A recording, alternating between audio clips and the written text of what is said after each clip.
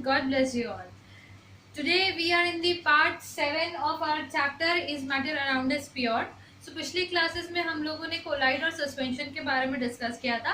After which one of the students like Priyal ने मुझे group पे हम सबको एक मून के अराउंड जो कोलाइडल इफेक्ट होता है उसकी पिक्चर भेजी थी and that was really very lovely showing the colloidal effect very nicely.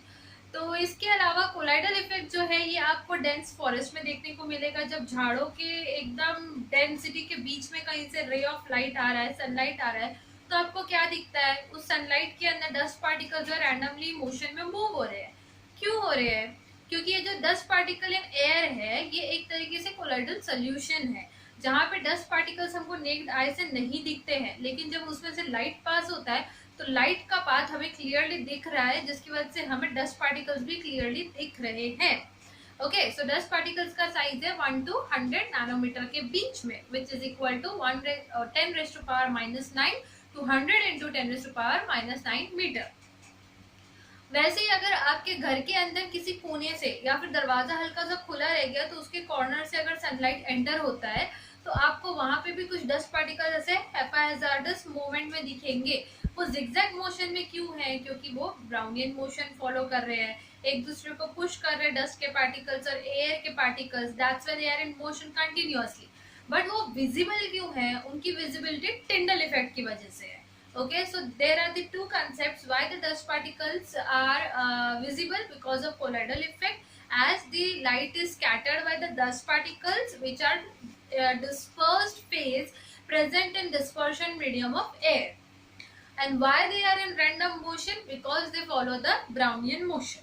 ठीक है, तो दो क्वेश्चन सेम कंसेप्ट, दो कंसेप्ट पे same kind of question frame होता है. उस चीज का ध्यान रखिए, नोट डाउन कर लीजिए इंपॉर्टेंट क्वेश्चन. अब हम आगे चलते हैं. हमने मिक्सचर्स बना लिए, होमोजेनियस में ट्रू सॉल्यूशन देख लिया, हेट्रोजेनियस में सस्पेंशन एंड कोलॉइड्स देख लिया. तो अब हम उनकी सेपरेशन टेक्निक्स अंडरस्टैंड करते हैं. मेरे पास मिक्सचर है, अब उसमें से मुझे सेपरेट करना है उसके कॉन्स्टिट्यूएंट्स को, तो हम कैसे कर सकते हैं? क्या हमें कोई केमिकल प्रोसेस की जरूरत है या फिर हम फिजिकल प्रोसेस से काम चला सकते हैं? तो डेफिनेशन में हमने डिस्कस कर लिया था, मिक्सचर जो है ये केमिकल प्रोसेस से नहीं बनते हैं. It is a physical combination of different constituents in any proportion by mass. तो इनको सेपरेट करने के लिए भी हम फिजिकल मेथड्स यूज कर सकते हैं. तो फिजिकल मेथड बेसिकली हम होमोजेनियस मिक्सचर्स को सेपरेट करने के लिए भी यूज करते हैं, हेट्रोजेनियस को भी सेपरेट करने के लिए यूज करते हैं. थोड़ा सा डिफरेंस आता है, ज्यादा फर्क नहीं आता है. अब डिपेंड किस पे करेगा कि मैं कौन सा टेक्निक यूज करूं. यहाँ बोर्ड पे मैंने बहुत सारी टेक्निक्स मेंशन करके रखी है. सेपरेशन ऑफ मिक्सचर के डिफरेंट टेक्निक्स है. सॉलिड एंड सॉलिड मिक्सचर है, सॉलिड एंड लिक्विड है, लिक्विड एंड लिक्विड है, and then gas and gas mixture है. What will be the basis of using this different categories of techniques? सबसे पहली चीज तो आपका कॉन्स्टिट्यूएंट जो है वो कौन से फिजिकल स्टेट में है, सॉलिड में है या लिक्विड में है. आपके सॉलिड और सॉल्वेंट दोनों, उसकी बेसिस पे आप different type of technique choose करोगे.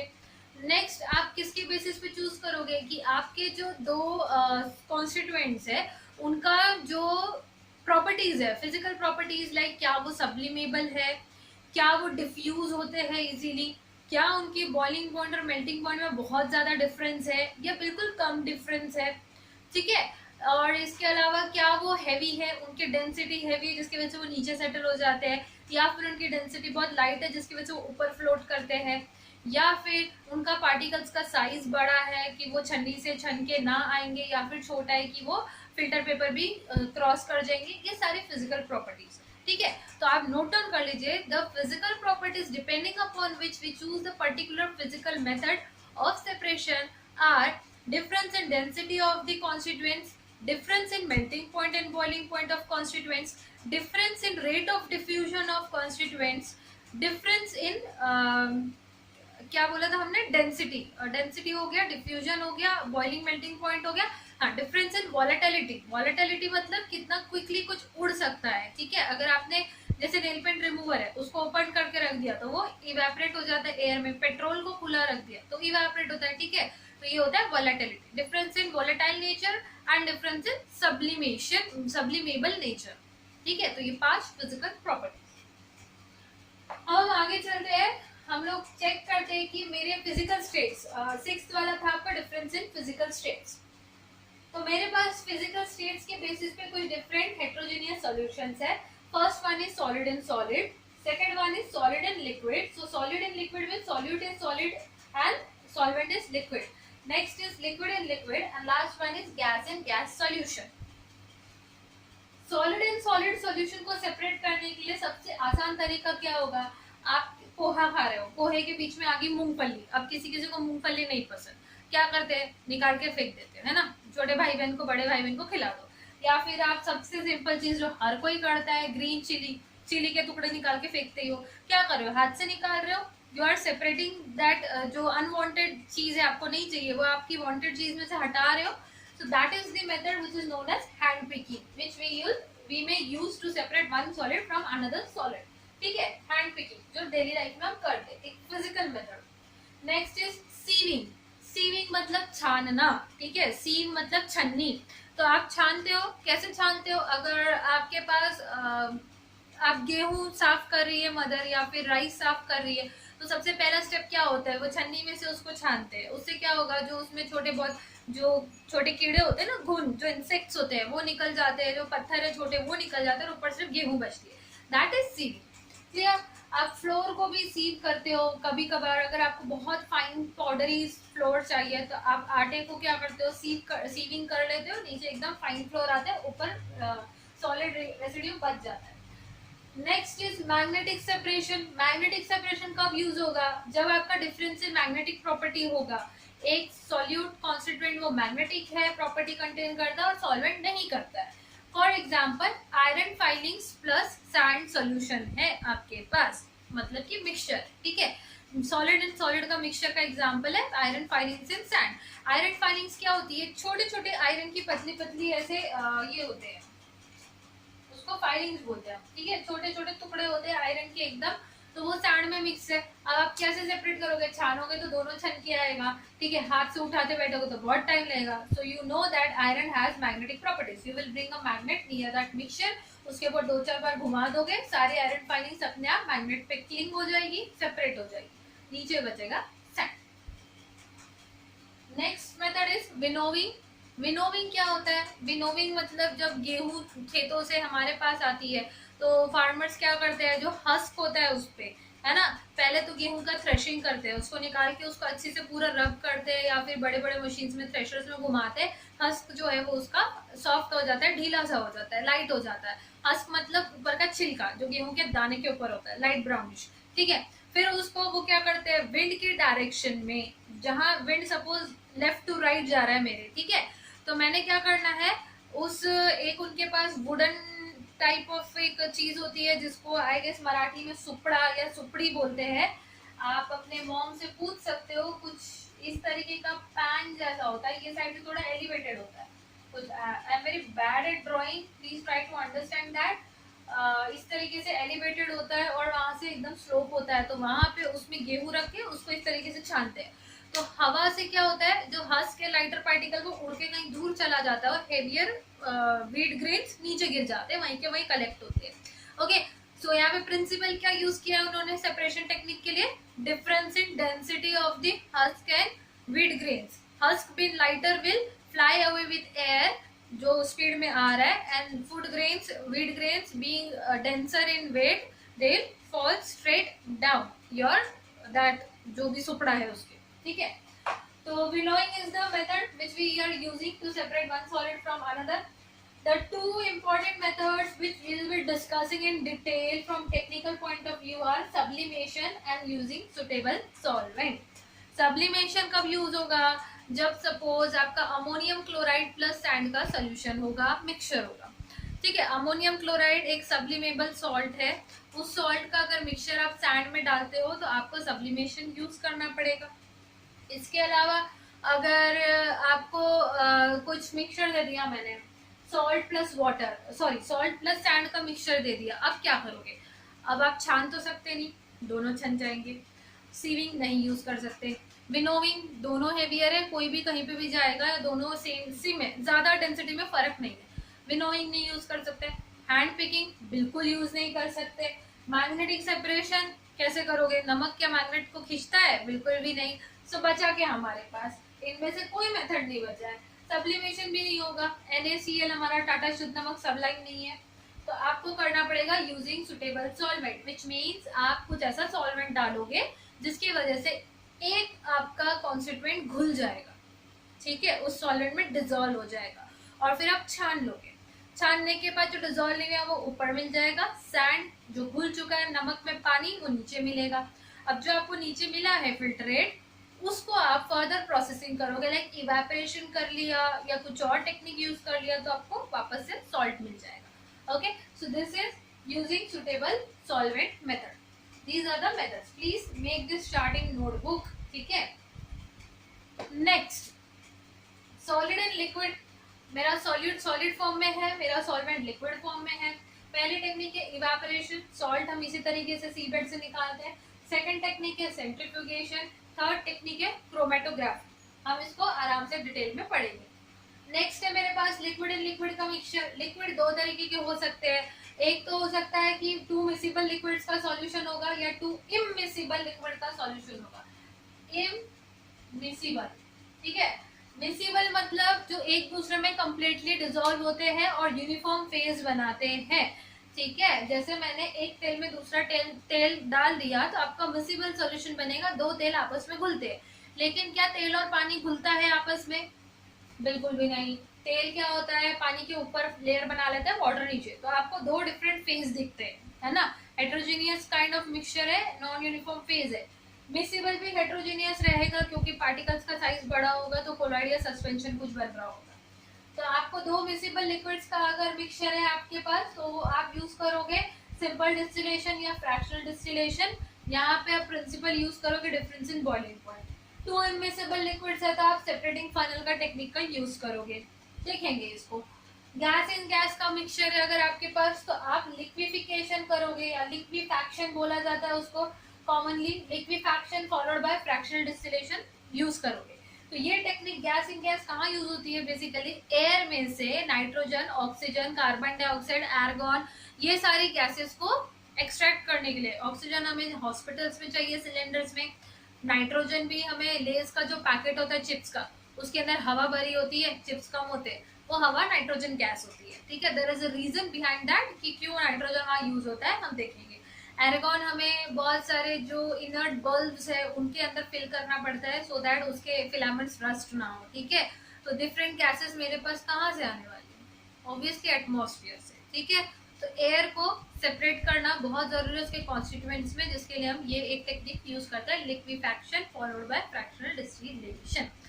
These are the different techniques जो हम हेट्रोजीनियस और होमोजीनियस मिक्सचर्स को दोनों को सेपरेट करने के लिए यूज करते हैं, depending upon the properties of the constituents. इस पे हम उसका प्रिंसिपल डिपेंड करा के एक टेक्निक यूज करेंगे। So let's see our first technique, sublimation in detail. तो यहाँ पे हमारे पास सब्लिमेशन टेक्निक का डायग्राम बना के रखा हुआ है मैंने। तो ये क्या है, हम लोग इसको पहले भी डिस्कस कर चुके हैं एक्चुअली जब हम सब्लिमेशन को समझ रहे थे। Okay, so what would be the principle, whatever I am saying right now, आप लोग हेडिंग दे दो ऊपर सेपरेशन टेक्निक के अंडर में। फर्स्ट आपका टेक्निक का नाम सब्लिमेशन, ठीक है। Solid and solid separation technique, sublimation. और अब आप जो भी मैं ओरली बोलती हूँ या डायग्राम बनाने के बाद आप उसको नीचे नोट डाउन करेंगे, ठीक है। So what will be the principle, सबसे पहले आपका आएगा इसके अंदर में प्रिंसिपल आएगा। पहली चीज जो आपको लिखनी है वो है आपकी principle. Principle used behind this separation technique is that one of the constituent is sublimable, that is it converts directly from solid state to gaseous state on heating, whereas other substance is not sublimable, ठीक है। So difference in sublime property is the principle used in this technique. Second, what you have to write, second thing is that you have to write the construction or apparatus. apparatus आप कैसे use करने वाले हो, क्या करने वाले हो, ये सारी चीजें आपको डिस्क्राइब करते हुए ये डायग्राम बनाना है। एपरेटस के अंदर में ही आपका डायग्राम भी आता है, okay. Diagram fine. So apparatus क्या है आपका, डायग्राम क्या है, यहाँ पे इन्वर्टेड फनल है which is kept inverted on a china dish. China dish है which is placed on a wire base which is kept on a tripod stand and नीचे हमने बर्नर यूज किया हुआ है। ऊपर कॉटन वुल प्लग से इसको क्लोज किया हुआ है हमने। इसके नेक को इन्वर्टेड फनल के, है ना। अब प्रोसीजर नेक्स्ट आपका क्या आने वाला है इसके बाद, procedure.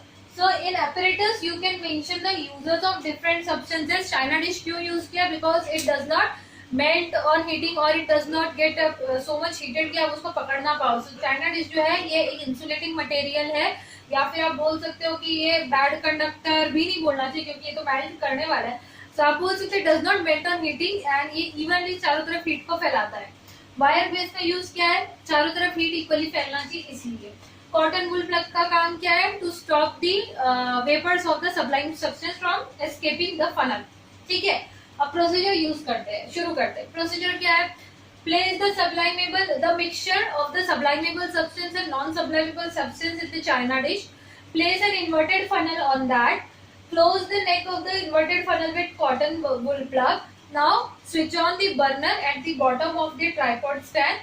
When the burner starts heating this mixture, you may see the white dense fumes of the sublimable substance. So vapors of sublimable substance start arising. This sublimable substance vapors will get collected at the cold end of the inverted funnel. Now once all the vapors vanish, it is understandable that sublimable substance has completely converted into gaseous state and nothing is left at the bottom. The residue left at the bottom is of the non-sublimable substance only. Next point, turn off the burner, remove the inverted funnel and clean the powdery deposit on the neck of the inverted funnel on a piece of paper. So the collected powder will be that of the sublimable substance and which is left at the back in the china dish is non-sublimable substance. Thus, the two constituents of a mixture, one which is sublimable, which is another which is non-sublimable, are separated. ठीक है, ये आपको लिखना है, rewind करके video का आप इसको लिख लेंगे। अब मैं इसको आपको हिंदी में समझा। चाइना डिश है, चाइना डिश में आपने मिक्सचर रखा, सब्लिमेबल और नॉन सब्लिमेबल सब्सटेंस का हीट किया, सब्लिमेबल के वेपर्स बनेंगे, व्हाइट डेंस वेपर्स ऊपर जाएंगे, ऊपर जाके वो डिपॉजिट होना शुरू होंगे। यहाँ पे इसके कंटेनर के ठंडे वाले एंड के साइड पे जैसे ही सारे वेपर्स गायब हो गए, अंदर कुछ भी व्हाइट धुआं फ्यूम्स मतलब धुएं नहीं दिख रहे हैं, मतलब पूरा का पूरा सब्लिमेबल सब्सटेंस वेपराइज फॉर्म में आके ऊपर डिपॉजिट हो चुका है। बर्नर बंद करो, इसको पकड़ के साइड पे लाओ, उसको छटक के सारे जो पाउडर है उसको पीस ऑफ पेपर पे कलेक्ट करो। यहाँ पे आपको सब्लाइम सब्सटेंस मिल गया, यहाँ पे नॉन सब्लिमेबल मिल गया, हेंस द सेपरेशन सक्सेसफुल है। ठीक है, लेबलिंग सही से दे दो। ये क्या है, सब्लिमेंट, जो वेपर ठंडे होके मिलते हैं वो सब्लिमेंट होते हैं।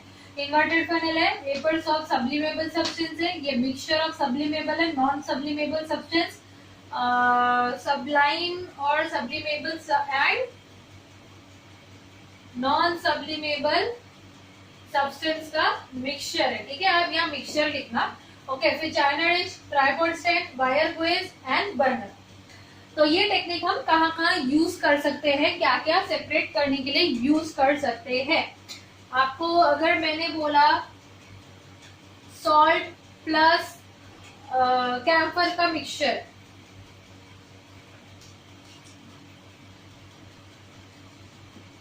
सॉल्ट प्लस कैम्फर, तो आप सब्लिमेशन यूज कर सकते हो।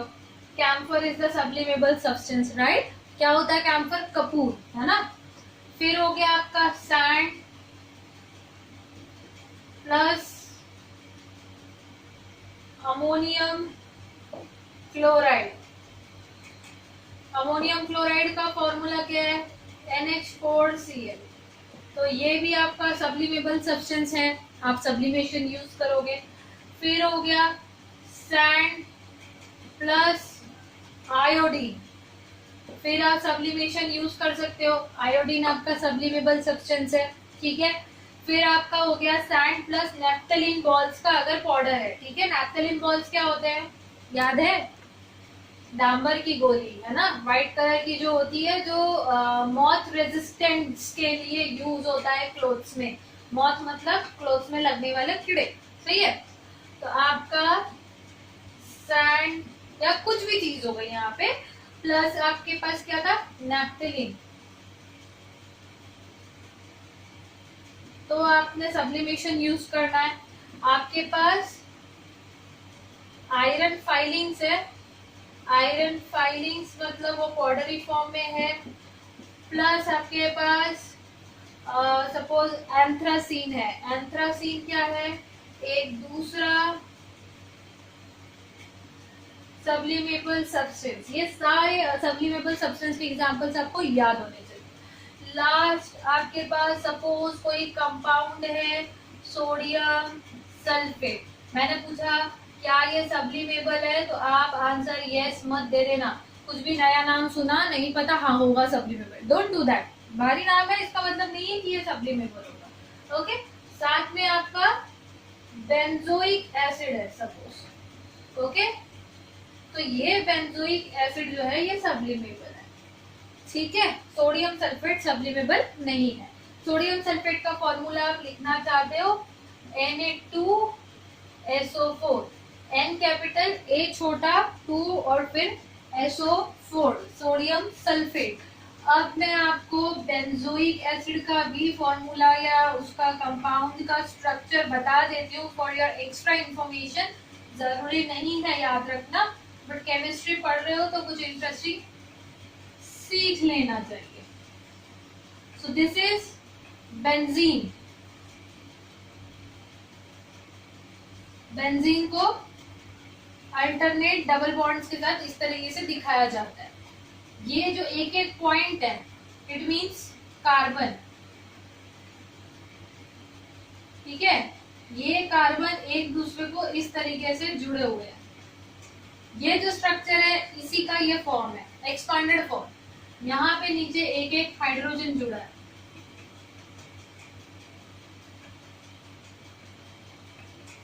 H एंड H, ठीक है।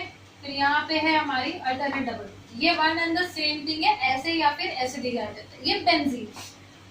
अब बेंजीन रिंग के साथ और एक यहाँ पे आपने बेंजीन रिंग लगा दी अगर, ठीक है, तो ये बनता है आपका नैप्थलीन इस तरीके से, ठीक है। ये आपका बनता है नैप्थलीन। कार्बन की वैलेंसी 4 होती है, तो एक कार्बन पे 4 बॉन्ड होगी, उससे ज्यादा नहीं। 1 2 3 और चौथी H को लगी है, ठीक है। ये वाला कार्बन 1 2 3 4 5 नहीं बना सकता, तो डबल बॉन्ड ऐसा नहीं आएगा, यहाँ पे आएगा। ओके, 1 2 3 4 1 2 3 4 इस तरीके से। ये क्या है आपका? नैप्थलीन है, नैप्थलीन। नेक्स्ट है आपका, अगर आपने इस तरीके से 3 बेंजीन के स्ट्रक्चर एक दूसरे से जोड़ दिए तो जो यहाँ पे बनता है वो होता है आपका, क्या बनेगा? ये बनेगा आपका क्या था? एंथ्रासीन, ठीक है, anthracene. This is benzene, naphthalene, anthracene. एक बेंजीन, 2 मिल गया तो नैप्थलीन, 3 मिल गया तो एंथ्रासीन। वैसे ही बेंजोइक एसिड क्या होता है आपका? 1 सेकेंड, या सो बेंजोइक एसिड मतलब C को जो H लगा है उसकी जगह COOH लगता है। अगर यहाँ पे COOH तो ये बनता है आपका बेंजोइक एसिड, ठीक है। इस तरीके से ये आपका बेंजोइक एसिड का structure. Okay, so this is only benzene. ये है बेंजोइक एसिड। 2 बेंजीन लगा तो नैप्थलीन, 3 लगा तो एंथ्रासीन। ये सारे के सारे सब्लिमेबल सब्सटेंसेस के एग्जांपल्स है। तो आपको ये एग्जांपल्स याद होने चाहिए। फॉर्मूले आपको एग्जाम्स में नहीं पूछे जाएंगे, डू नॉट वरी। जस्ट मैंने एक्स्ट्रा इन्फॉर्मेशन के लिए बताया है। नाम आप याद रखो, एक अमोनियम क्लोराइड का फॉर्मूला याद रखो, आपके लेवल के लिए उतना इंपॉर्टेंट है, ठीक है। So let's stop here for the day. और हम अगली क्लास में फिर देखेंगे यूजिंग सुटेबल सॉल्वेंट कैसे सेपरेशन किया जाता है। Thank you and have a good day.